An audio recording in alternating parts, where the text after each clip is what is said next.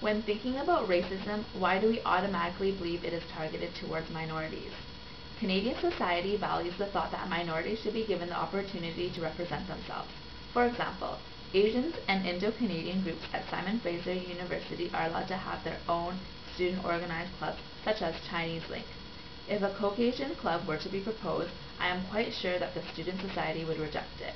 Controversy regarding their pride in their race will emerge, such as the possibility of the club being white supremacist if the club proposal were to be passed. How come minorities may enjoy the privilege to express themselves by diversifying themselves by race, while if the majority does this, it's considered to be racist? The media tends to focus solely on racism towards these minority groups, but forgets about racism against the rest of the culture. I am not trying to say that racism does not exist towards the less represented, but I am trying to emphasize the fact that it does not only exist towards them.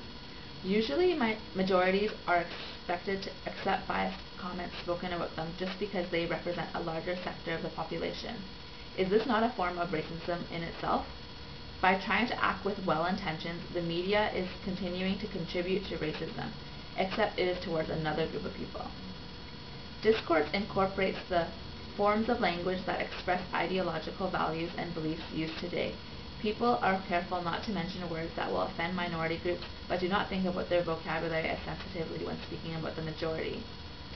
We are often considerate of using discourse such as Aboriginal people instead of words presently deemed to be more derogatory such as natives or Indians.